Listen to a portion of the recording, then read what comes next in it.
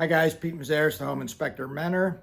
I'm going to continue on with marketing to realtors, establishing relationships with realtors, how I did it, how I still do it, and how I coach my inspectors to do it so that they can continue to receive more and more referrals and build relationships with the realtors and grow both of our businesses since they are compensated by how many home inspections they do. So they have a just as much of a incentive to establish relationships with realtors as I do, but I would prefer that they do it based on a few things here. And so I was having a discussion with one of my good inspectors about how to acquire more realtor referrals and build more relationships. And he was asking me about getting discount cards, and not discount cards, but gift cards, and taking realtors to lunch and giving them, the $20 Starbucks cards for appreciations of inspections, or just giving them out to realtors that he's meeting and so forth. And I am a strong believer in the with the philosophy that that's not necessary. You don't need to do that, and I'm going to tell you why. The most important thing that realtors want out of a home inspector, actually, I think there are four things, and I'm going to list them in order.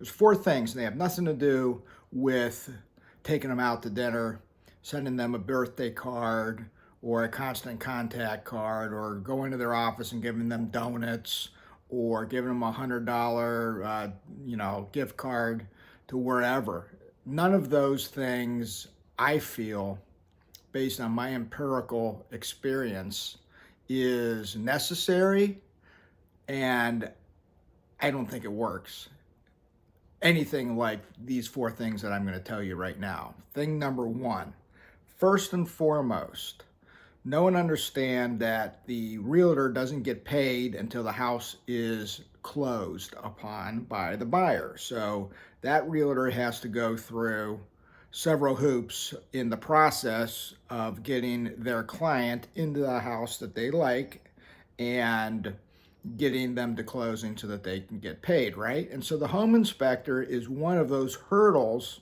a necessary hurdle, in my opinion, that has to be jumped over.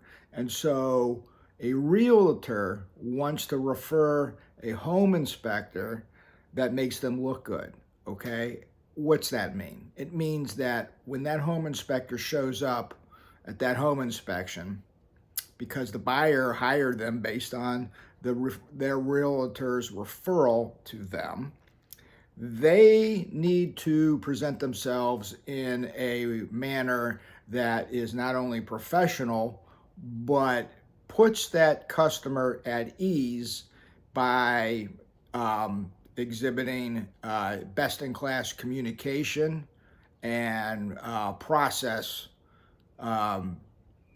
actions and activities, the way they carry themselves, the way they make the buyer feel about the home inspection process, and the way that inspector is conducting themselves. And so people want to refer people and service providers that they know, like, and trust, right?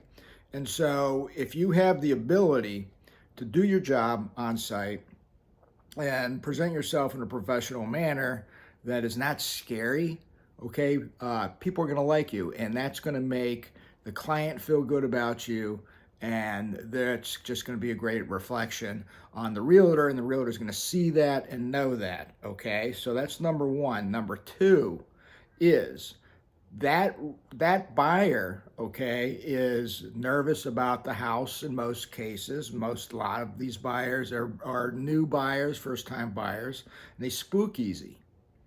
And you, as the inspector, your job is to identify all material defects that can be found that are accessible at the time of the inspection per the standard. And so we can do that if we're thorough and we're trained and we're experienced, right? But the way we communicate those findings, there's a whole range of ways to do that, okay?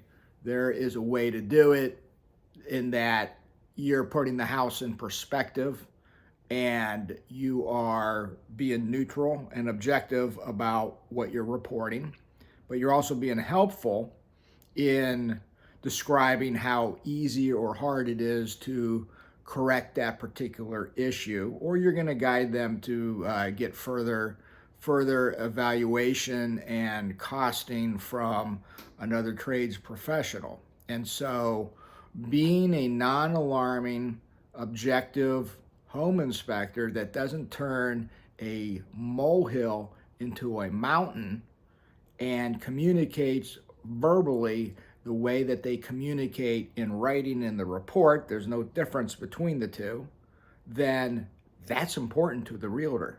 That is important to the client, okay? And so a realtor wants to work with an inspector that can do that. And close behind that number 2 spot, in the number 3 spot, is that by the same token, the realtor and the buyer doesn't want to move into the house and get in a surprise problem that they felt the home inspector should have found.